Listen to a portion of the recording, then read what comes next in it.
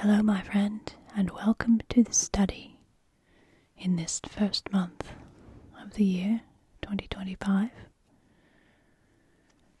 This is the first in a series of videos that will take us through this year together.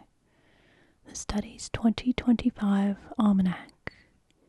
Each month we will look at the celestial and the terrestrial happenings, with a few interesting bits of ephemera added, study style.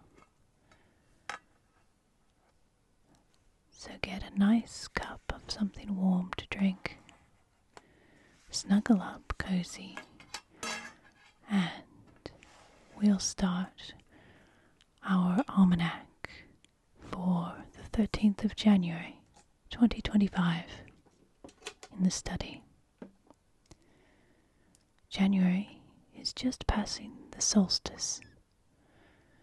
In the winter, it's the quiet, recharging dreams time. Let's start by looking at the sky. The days have begun to lengthen slowly. On the 13th, from southern England, the sun will rise at 0855 at about 125 degrees on the horizon, and it will set at 1622 at about 235.1 degrees, giving us 2 minutes and 14 seconds more daylight than on the winter solstice, making 8 hours, 16 minutes, 29 seconds of daylight. Solar noon will be at 12:14 Greenwich Mean Time, and the azimuth, the sun's highest point on that day, will be about 17 degrees above the horizon at 180 degrees of the compass, its southernmost apparent position. Humans have been observing the sun and the moon, and particularly the moon and its cycles, since prehistory. So let's turn ourselves now to the moon. The moon marks the seasons for hunting and agriculture for prehistoric peoples, and it helped them keep in tune with the environment. This year, the 13th of January, is the full moon. We begin a lunar year with the wolf moon, a name given to the January moon by ancient peoples who heard the wolves howling in the winter moonlight, looking for food in a frozen landscape. This lunar year is special because the moon is at its own major solsticium, or solstice, meaning a standstill, similar to the sun's standstill during the winter and summer solstices. If you can imagine a pendulum swinging back and forth, its motion seems as if it's standing still at either side before it begins its opposite swing. And that's what is meant by a lunar or solar standstill. The sun has its solstices, its standstills, twice a year, where it appears to be at its southernmost or northernmost point in the sky, and then goes back each season. The lunar standstill lasts 18.6 years. The major standstill is the extreme points. It means that, as observed from the Earth, the moon reaches its northernmost and southernmost rising and setting positions on the horizon. The moon's standstills occur every 18.6 years, which means that about 9.3 years after a major standstill, the moon will rise and set at its least extreme positions, making a minor standstill, before the positions become farther apart again. During winter, we can observe the moon rising and setting at its most northerly position. This is because Earth's tilt relative to its elliptical orbit around the Sun, as well as its axis, which is tilted to its orbit by 23.5 degrees. The moon's orbit is also tilted 5.2 degrees to the orbit of the Earth. The moon reaches its maximum declination of 29 degrees north and south. It takes 14 days between the maximum northern and southern points for 2 to 5 days, twice a month. It will also attain its greatest height north and lowest position south in the sky.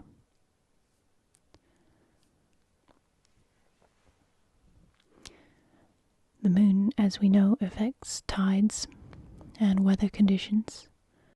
It's possible too, and some people believe that other phenomena are affected by the moon.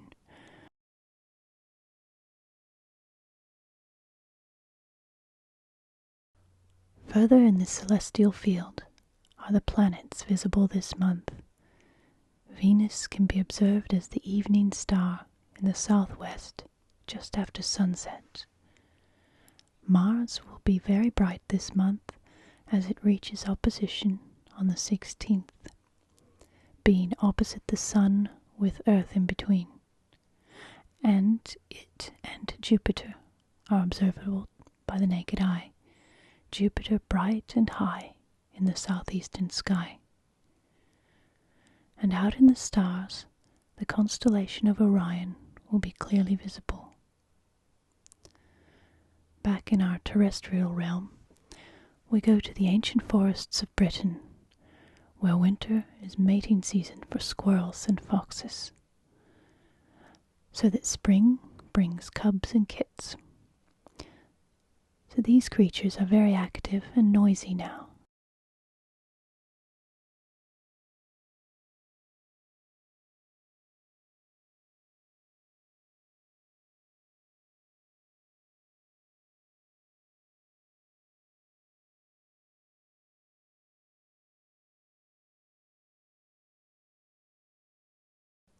Avians, such as the little robin and blue tits, winter here, bringing calls and activity in the trees.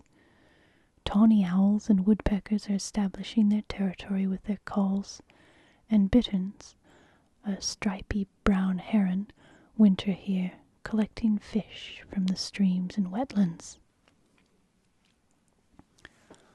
What tracks can be found in the mud and the snow? We have all manner of creatures out looking for food: wolves, badger, otter.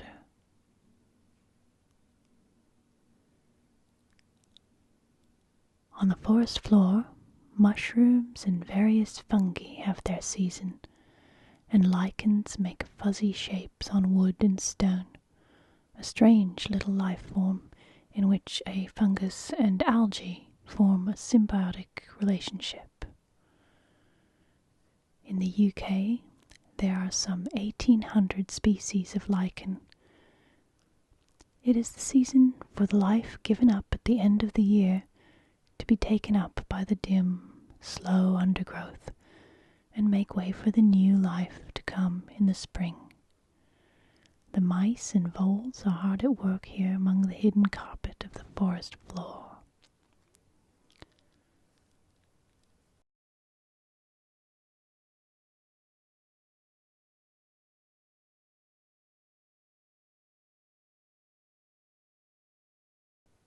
In the stark winter countryside, we visit the ruin of a town that exists no more, Roman Caleva, or Caleva Atrebatum, near modern Silchester in Berkshire.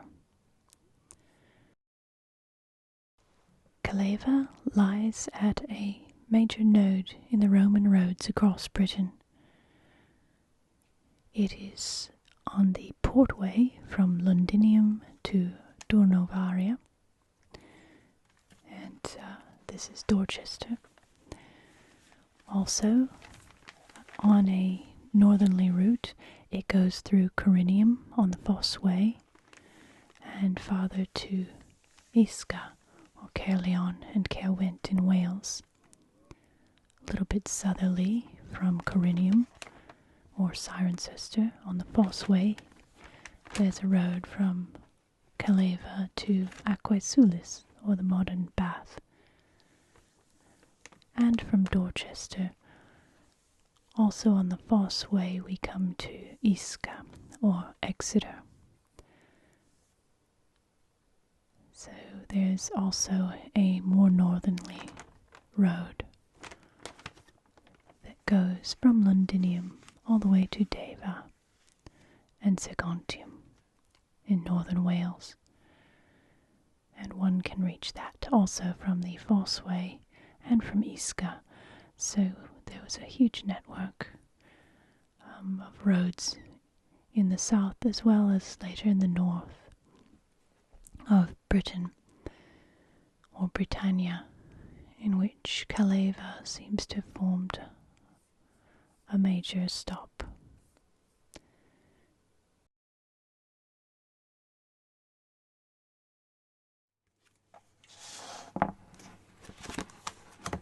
This Iron Age settlement, with its earthworks, became a Roman town developed after the conquest in 43 AD. The Roman town became larger, covering about 40 hectares, and was laid out according to the Roman grid style.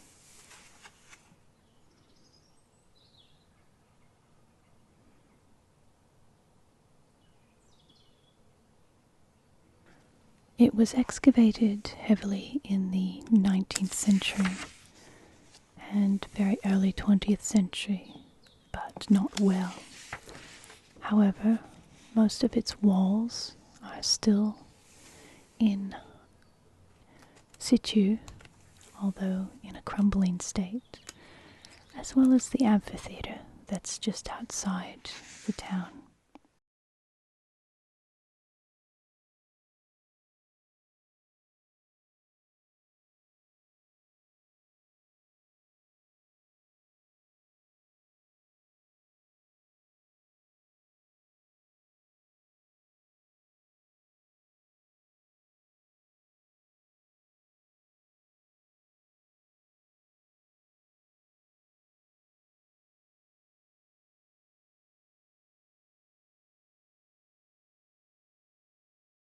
The many artifacts that were found here can be seen on display in the museum in Reading.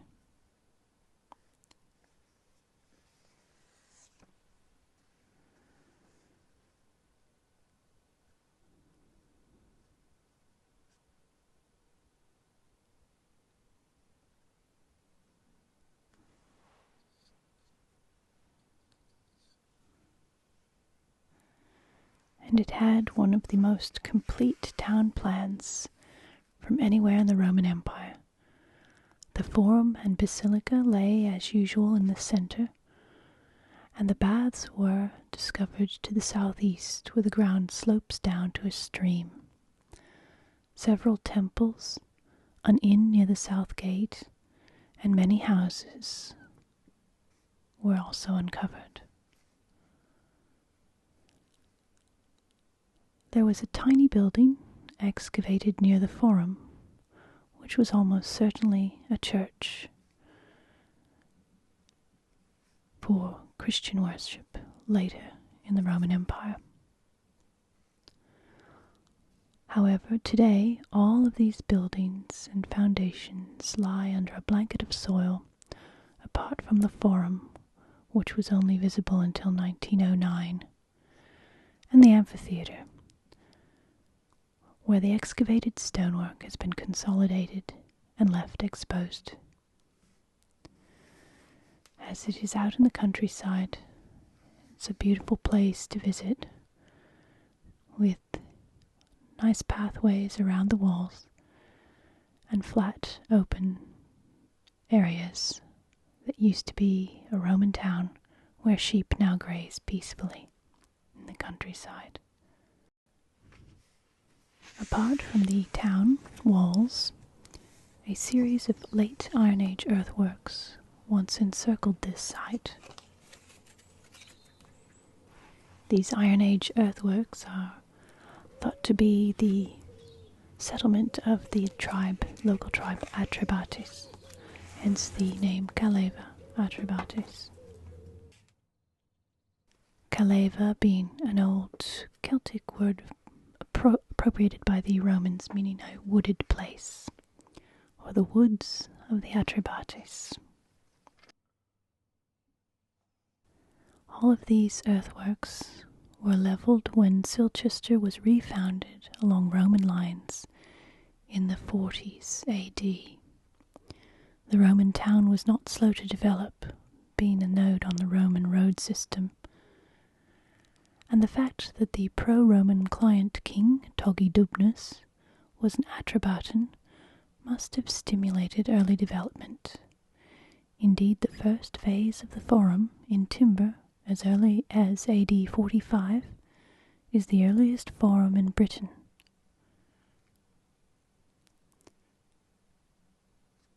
The first phase of the baths is probably Neronian, about 65, as well as the amphitheatre, another precociously early building, probably as early as 55 in its first form.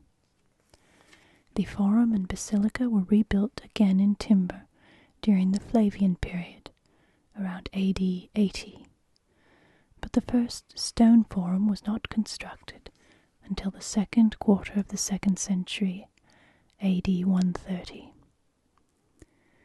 The formal street grid belongs to the end of the 1st century, or even a little later. But its planning was overambitious. The earth defences of the late 2nd century enclose a smaller area than that envisaged by the original street grid. It is in the centre of an area of great Roman development, and many villas can still be newly uncovered today and have been uncovered in the past, featuring beautiful mosaics attesting to great activity during Roman times, building and economic prosperity.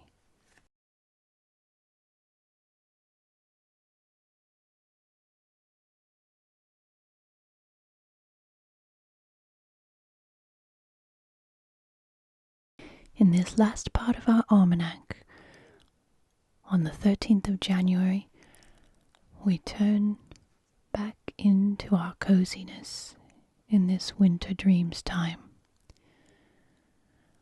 I always like to think of Redwall Abbey and what the animals might be doing in the winter, in their abbey, in the countryside, having worked hard all summer and autumn, having had their midwinter feast. They're keeping warm and going about their abbey business, providing succor and safety to those animals and creatures out in the snow, entertaining themselves by the fire with poetry and stories, as we shall do now.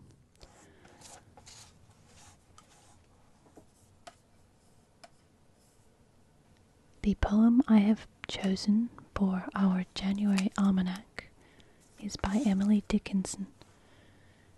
She was an American poet born in Massachusetts in 1830.